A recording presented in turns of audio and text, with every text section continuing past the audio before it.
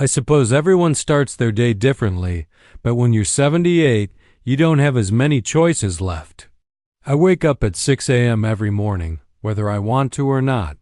The body, as old as mine, doesn't let me sleep in. It's like a clock, ticking down, reminding me that time waits for no one. The first thing I do when I get out of bed is look out the window at the east side of my lot, where Eleanor and I once planted apple trees together. Back then, they were just little saplings, barely taller than my knees. But now, they've grown tall and sprawling, their branches heavy with fruit. They've grown old, just like me, but unlike me, those trees still seem to find strength in age. They remind me of the life I've lived and the years that seem to slip away faster than I can hold on to them. My name is Gideon Townsend, and I've spent most of my life in this house. It's located in Chapel Hill, North Carolina, a place I've called home for over 4 decades, the house itself. I built it with my own hands, every beam, every nail. It's not a mansion, but it's a home that's full of memories. It's more than a structure, it's a part of me. A reminder of everything I've worked for and everything I've lost. Most of the neighbors who helped settle this area with me have either moved away or passed on. These days, the block is filled with young families who politely wave hello when they see me, but don't stick around for long conversations. They're busy with their lives, too busy, I guess, to slow down and chat with an old man like me. But today is different. Today is Saturday, which means it's market day. The farmer's market is just 3 blocks away, and that walk is one of the few pleasures I still have left. I pull on my old flannel shirt, a pair of worn corduroy pants, and my baseball cap. Eleanor used to tease me about that cap. "You look like a stubborn boy in that thing," she would laugh, but maybe that's why I still wear it. Some things never change. Before I head out, I glance at my phone. No missed calls. No messages. My daughter, Lyndall, hasn't called in 2 weeks. Not that I'm surprised. Our conversations always seem to end the same way, her rebuking me, telling me I've neglected her, that I've always been more focused on work than on family. "You've always been too busy for me, Daddy," she once said, her voice tight with frustration. "Then your precious company, your houses, your projects. All of that has always been more important than your family." I've tried explaining it to her, but I've learned that there's no winning in these arguments.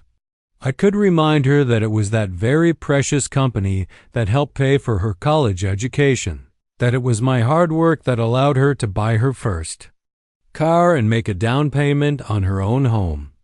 But the truth doesn't seem to matter.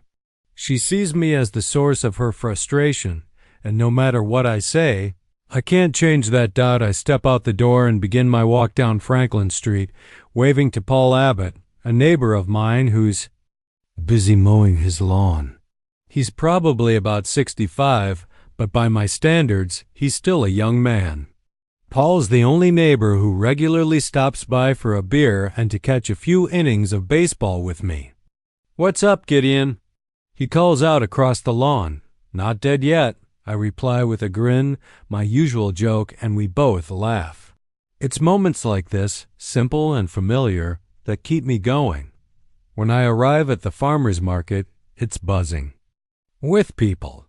The place is always lively, people chatting, vendors calling out their wares, children running around with baskets of fresh produce. I stop by Hank's booth to pick up tomatoes. Hank's been growing them for over 30 years. And his tomatoes taste like the ones I remember from my childhood, juicy, sweet, and bursting with flavor. They're twice as expensive as the ones at the supermarket, but they're worth it. You can't find flavor like this in store-bought produce anymore. "How's Lyndall doing?"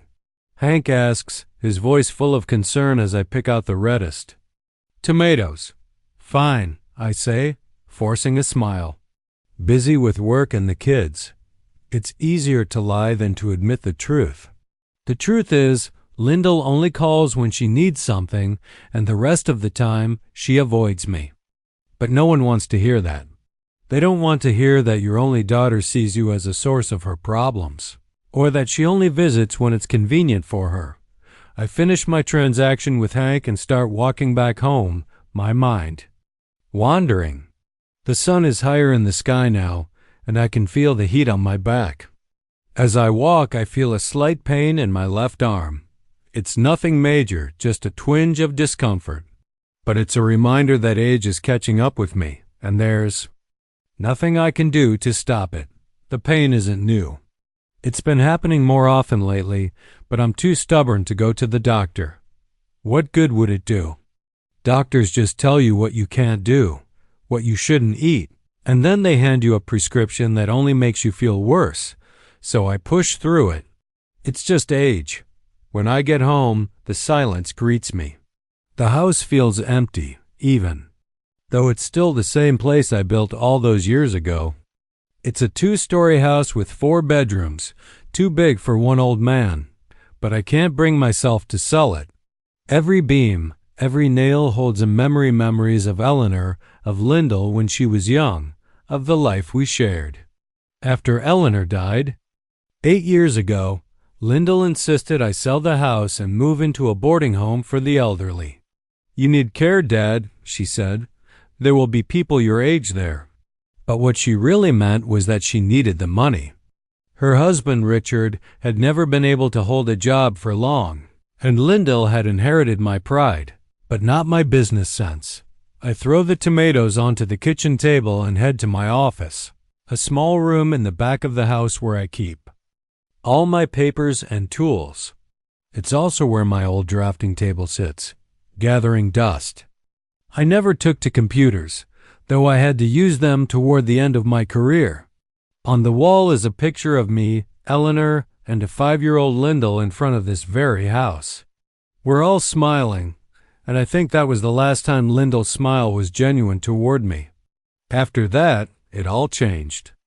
By high school, she had begun to pull away, and by her 20s, that disappointment she felt as a child turned into full-blown resentment toward me. I wasn't a perfect father. The construction business demanded everything from me, especially in the beginning when we were just trying to make ends meet.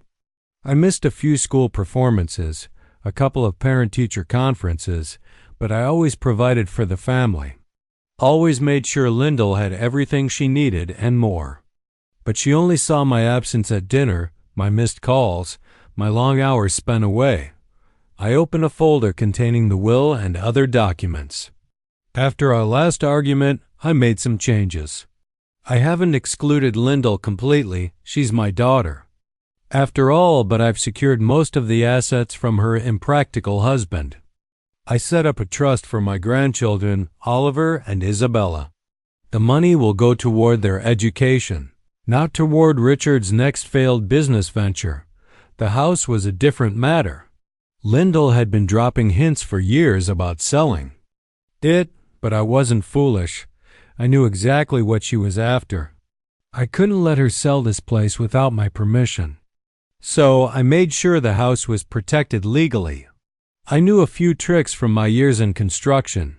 Legally, the house was now safe from any attempt to sell without my express consent, even if Lyndall had somehow gotten power of attorney. My old friend and attorney, Terrence, helped me with the paperwork. When I return to the kitchen, the pain in my arm is stronger this time, and a slight dizziness starts to take over. I grab the door frame for support, trying to steady myself. Maybe I should go see a doctor after all, I think. But no, it's just fatigue. I need more rest. I make myself a simple lunch, a turkey sandwich with a fresh tomato, and sit alone at the big oak table that used to seat a family of 3, friends and loved ones on holidays. Now it's just me and my thoughts, after lunch. I try to read, but the letters blur before my eyes. The TV offers only bad news or pointless shows. I turn it off and sit in silence, listening to the rhythmic ticking of the clock on the mantel. It's a wedding gift from Eleanor's parents, and it's outlasted them both. The phone rings, and for a moment I hesitate before picking it up. It's Lyndall's name on the screen. "Hi, Daddy," she says in that special tone of voice she uses when she needs something. "How are you?" "I'm fine," I answer, already sensing what's coming. "What's wrong?" "What makes you think something's wrong?" She tries to sound hurt, but I can hear the hint of impatience in her voice. "Can I just call my dad?" she asks, and I know what's coming next. "Of course, but you don't usually call," I reply. And then the inevitable happens. "Okay, Dad, I need to talk to you about the house." The word echoed in my mind, bouncing off the walls of my tired old brain. Stroke. It felt like a weight dropped into my chest, a heaviness I couldn't escape. Stroke. I remembered talking to Lyndall on the phone just before everything changed. The dizziness, the sudden weakness that swept over me like a wave. It wasn't much at first, just a strange feeling that made my legs buckle for a moment. But then, everything went black, and I felt nothing. "Your neighbor found you," the nurse's voice interrupted my spiraling thoughts, her words cutting through the fog of my mind. "Mr. Abbott, he came by to see why you hadn't returned his lawnmower and found you on the floor. You're a very lucky man.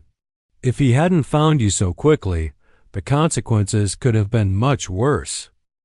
Paul Abbott, always mowing his lawn, always checking in, always reminding me to wear that silly emergency button that all the elderly are supposed to wear. Maybe he was right, I thought bitterly. Now here I was in a sterile hospital room, my body half paralyzed, struggling to understand what had just happened. Paul ... He'd been the one to save me. I wasn't sure how to feel about that. Grateful, perhaps, but it was hard to focus on that when the weight of everything else was sinking in. "We contacted your daughter," the nurse added, noticing the confusion on my face. "She said she'd be here as soon as she could." My daughter, Lyndall. I closed my eyes at the mention of her name, feeling a familiar ache in my chest. Our last conversation had ended with the usual argument about the house, my stubbornness, and her growing frustration with me. I wondered what she was thinking now. Was she relieved? Would she secretly be glad to hear I was dying so she could move on to bigger plans, maybe even rearranging the furniture in my house or selling it for the money? Dr. Rivera entered the room, her short dark hair and serious expression immediately putting me on edge. She wasn't the kind of doctor who gave you false comfort. She got straight to the point, like she had little patience for the small talk. I wondered if it was just the way she was, or if she had seen too many old men like me with too many problems coming and going through the hospital doors. "Mr. Townsend," she said, her voice calm but firm, "you've had an ischemic stroke, which means the blood flow to a certain part of your brain was blocked. We performed thrombolysis, a procedure to dissolve the clot.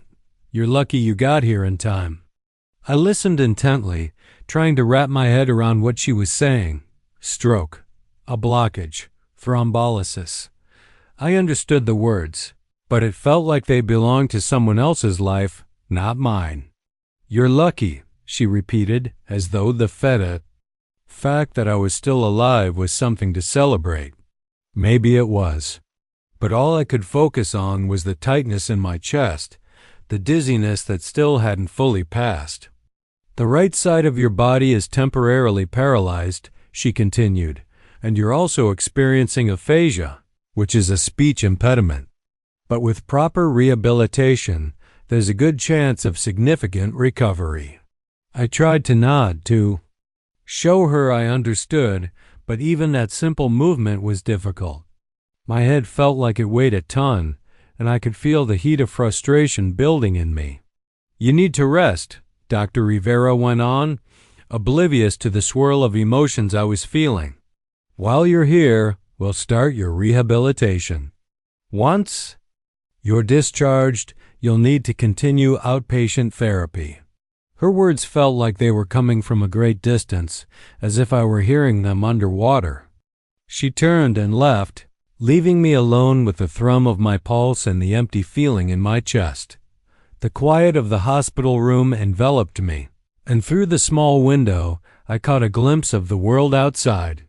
The sky was a soft blue, dotted with clouds, and the tops of trees swayed in the gentle spring breeze. It was April, my favorite month, Eleanor's favorite month. I remembered how she'd always say, "April is when the earth wakes up." She loved the way the flowers bloomed, the way the garden seemed to come alive. I closed my eyes again, memories of Eleanor flooding my mind. 8 years had passed since she died, but it felt like she was still here, still guiding me, still part of my life in the quietest ways. I often talked to her in my mind, asking for advice, wondering what she would say. Right now, I knew exactly what she would think. "Gideon, if I hadn't forced you to get checkups, you'd have killed yourself." With work years ago, she would scold. And she would have been right after she passed. I saw a doctor only once a few weeks after the cough I couldn't shake turned into something much worse. I was coughing up blood, and even then, I only went because Paul threatened to call an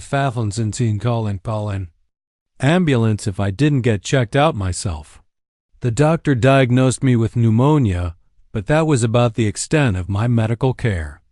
And now, here I was paralyzed in a hospital bed because I hadn't listened, because I thought I was invincible. Time in the hospital stretches in ways that I never expected. Minutes become hours, and hours collapse into mere seconds. I drift in and out of sleep, only waking when there's noise in the hallway, when the nurses come to check my vitals or give me shots. Someone brings lunch, but I can't eat on my own. I feel so small, so helpless. It's humiliating, being spoon-fed like a child. The frustration bubbles up in me, but there's nothing I can do to stop it. This is my life now. A life spent on a hospital bed, fighting to regain what I've lost. Later in the day, I hear the familiar sound of footsteps in the hallway. They're quick, purposeful steps I know all too well. Lyndall.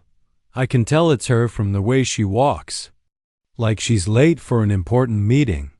She bursts into the room, her face filled with concern, but there's a coldness to her voice that makes me wary. "Daddy," she says, her voice soft but urgent. "How are you feeling?" I want to respond, but all I can manage is a hoarse mumble. Frustration bubbles up inside me. How could I be so helpless? How could I have let myself get to this point? "The doctor said you need time to regain your speech," Lyndall continues, sitting down next to me on the bed. "Don't worry, I'll take care of everything." There's something about the way she says it that makes me uneasy. Her concern is always short-lived, quickly followed by decisions made without my input. I try to say something, but all I get out is another jumble of sounds. Lyndall sighs and leans in, patting my arm with the same dismissive gesture she's always used when she's trying to placate me. "I know you want to come home, Dad," she says, "but we need to be realistic here. You're 78. You've had a stroke. You can't live alone in a 2-story house." The old anger flares in me, the familiar frustration rising in my chest. I close my eyes, trying to block it out. The house again. Always the house. It's all she ever thinks about. Her voice cuts through my thoughts, and I open my eyes to see her pulling glossy brochures out of her purse. "I've found a few great places for you," Lyndall says, flipping through glossy brochures with practiced ease. "This one's especially good. Pine Hills. It even has a pool and a library. And it's not far from Richard and me, so we can visit you often." I could barely keep from snorting. Visits? Visits. They never visited me when I lived just 15 minutes away, so what made her think that would change now? Lyndall continued to drone on about the benefits of nursing homes, each word flowing with practiced efficiency, but I stopped listening. My mind wandered, as it often did when she talked like this.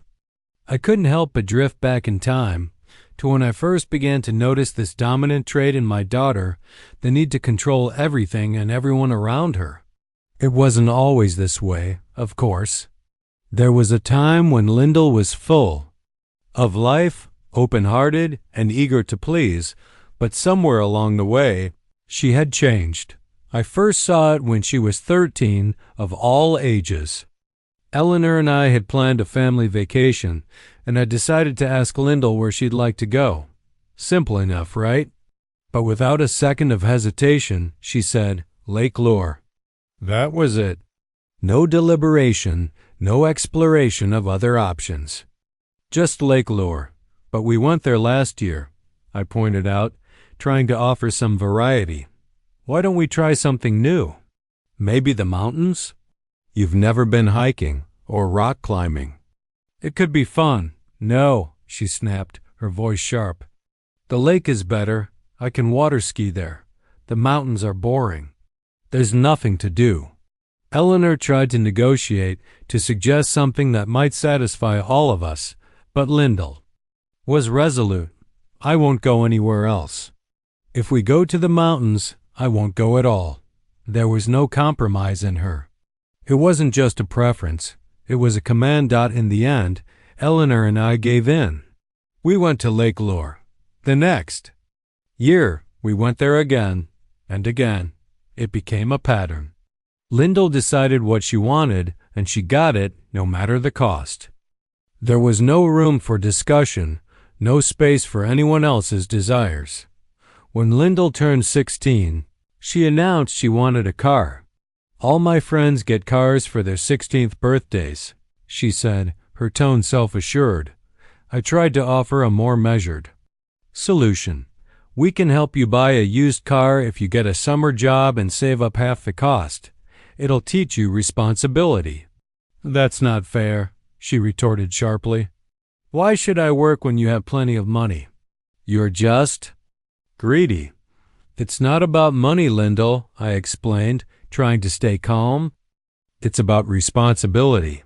When you put your own money into something, you appreciate it more.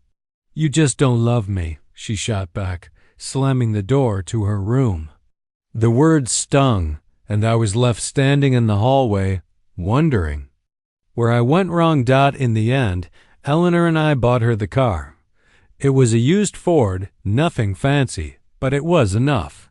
Just 3 months later, Lyndall crashed it while trying to run a red light.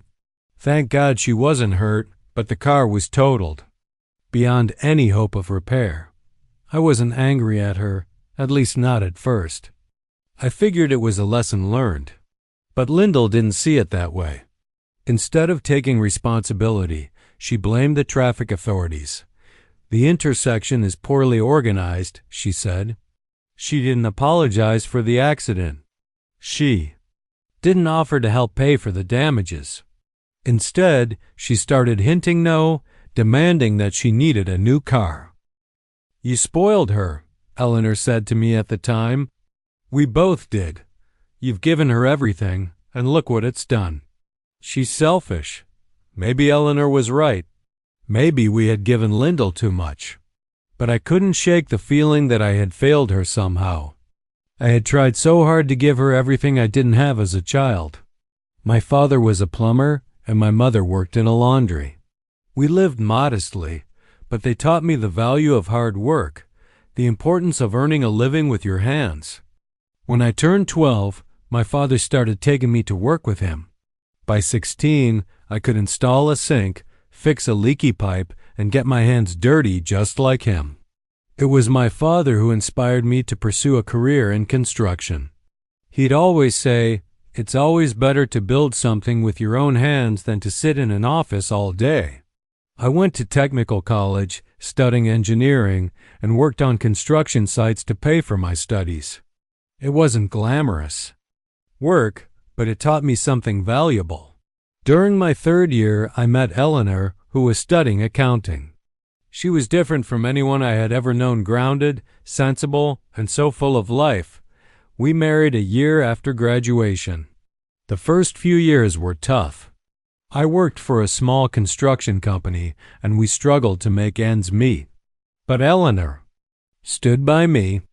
Even when money was tight, she supported my dream of having my own business. When Lyndall was born, I was already 32. My company was just starting to find its footing, and I was working 12 to 14-hour days, often including weekends. Looking back now, I realize how much I missed. Her first steps, her first words, her first day of school. All of these precious moments I missed, and I only knew about them through Eleanor's stories and photographs. As the business grew, I found myself spending even more time away from Lyndall, who was growing up and pulling away from me.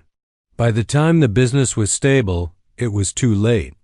Lyndall had become a teenager, withdrawn and resentful. She didn't want to spend time with me anymore. She preferred the company of her friends or being locked away on her phone.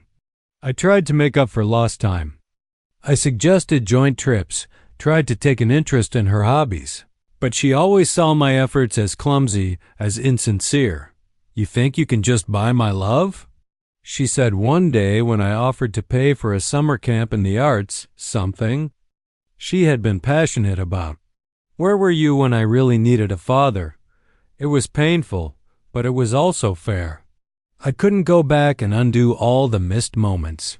I couldn't make different choices. I could only try to be a better father now, but Lyndall wasn't interested in reconciliation. She preferred the role of victim, using her unhappy childhood as an excuse for all of her mistakes and failures. If I had a normal father, I wouldn't have gotten involved with a guy like Justin, she said after another failed romance in college. When she met Richard, I had an uneasy feeling. He was 8 years older than her, eloquent and persuasive, but I could see the greed in his eyes, the same greed I'd seen in so many failed entrepreneurs over the years. "He's using you," I warned Lyndall after their third date. "You didn't even give him a chance," she yelled back. "You just don't want me to be happy." Richard quickly realized that I had figured him out, and he did everything he could to turn Lyndall against me. They were married 6 months later, and I was left watching my daughter make a choice I knew wasn't good for her. "I found some great places for you," Lyndall said, flipping through the glossy brochures with an air of confidence. "This one's especially good. Pine Hills. It even has a pool and a library. And it's not too far from Richard and me, so we can visit you often." I could barely hold back a snort. Visits? They didn't bother visiting when I lived just 15 minutes away. What made her think that would change now? Lyndall didn't stop there. She kept going on and on about all the wonderful benefits of nursing homes, talking about things I couldn't care less about. But honestly, I stopped listening after a while. The words just blurred together as my mind drifted back to the past. I couldn't help but remember the first time I noticed this side of Lyndall, the need to control, to have her way at any cost. She was only 13 years old at the time. It started when Eleanor and I were planning a family vacation. I asked Lyndall where she'd like to go. Simple, right? A harmless question. But without any hesitation, she replied, "Lake Lure? Lake Lure?" I said, surprised. "But we went there last year. Why don't we try somewhere new? Maybe the mountains? You've never hiked or tried rock climbing. It could be fun." "No," she shot back, her voice full of finality. "The lake is better. I can water ski there. The mountains are boring. There's nothing to do there." Eleanor tried to suggest a compromise, but Lyndall wasn't having any of it. "I won't go anywhere else," she said stubbornly. "If we go to the mountains, I won't go at all." Eleanor and I, not wanting to argue too much, gave in. So we went to the lake. The following year, the lake again. And the year after that. It became a pattern that showed me something I didn't fully understand then. Lyndall wanted what she wanted, and she wasn't going to settle for anything else. If that meant getting her way, even if it meant ignoring what others wanted, then so be it. By the time she turned 16, Lyndall made another announcement. She wanted a car. "All my friends get cars for their 16th birthdays," she declared, as though that was the only reason she needed. I tried to explain it differently. "We can help you buy a used car, but you'll need to get a summer job and save up half the cost. It'll teach you responsibility." "That's not fair," she snapped. "Why should I have to work when you have plenty of money?" "You're just greedy." "It's not about money, Lyndall," I explained, trying to keep calm. "It's about learning responsibility. When you pay for something yourself, you appreciate it more." "You just don't love me," she yelled as she slammed her door. In the end, Eleanor and I bought her a used Ford with no strings attached and just 3 months later, she crashed it running a red light as usual. Thank God she wasn't hurt, but the car was beyond repair. Instead of learning from it, Lyndall blamed the traffic authorities for poor road design. There was no apology, no taking responsibility. Instead, she started hinting, demanding that she needed a new car. "You spoiled her," Eleanor said to me after the crash. "We both did. You've given her everything, and look what it's turned her into." Maybe she was right. Maybe I had gone overboard in giving Lyndall everything I didn't have as a child. But I couldn't stop myself. My own parents had been modest. My father worked as a plumber, and my mother did laundry for a living. They taught me the value of hard work and money earned through sweat. By the time I was 12, my father was taking me to work with him. By 16, I could install a sink, fix a leaky pipe, and manage the basic repairs that came up on job sites. It was my father who inspired me to go into construction. "It's always better to build something with your own hands than to just sit in an office and make money for someone else," he'd say. I went on to study engineering in a technical college, working on construction sites to pay for my education. I met Eleanor in my 3rd year. She was studying accounting, and we married a year after graduation. The first few years were a struggle, but Eleanor supported me. We lived modestly, tightening our belts to make sure I could fulfill my dream of owning my own business. When Lyndall was born, I was already 32.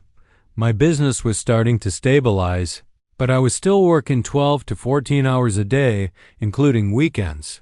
Looking back now, I realize how much I missed her first steps, her first words, her first day of school moments I only learned about through Eleanor's stories and photographs. The business was growing, but I couldn't be there for her. She was growing up, and by the time the business was stable, it was too late. Lyndall had become a teenager, withdrawn and resentful of my absence. I tried to make up for it, suggesting family trips, trying to take an interest in her hobbies, but nothing worked. She thought I was clumsy, that I was trying too hard. One day, when I offered to pay for a summer camp she was interested in, she said, "You think you can just buy my love? Where were you when I really needed a father?" She'd yelled. It was painful, but it was also fair. I couldn't go back and change the past. All I could do was try to be a better father, but Lyndall wasn't interested in reconciliation. She preferred the role of the victim, blaming me for everything that went wrong in her life. If I had a normal father, I wouldn't have gotten involved with a guy like Justin, she said after a failed college romance. And when she met Richard, I immediately sensed something wrong. He was 8 years older than her, smooth-talking, persuasive, but I saw the same greed in his eyes that I'd seen in countless failed businessmen. "He's using you," I warned. Lyndall, after their 3rd date, "You didn't even give him a chance," she yelled at me. "You just don't want me to be happy."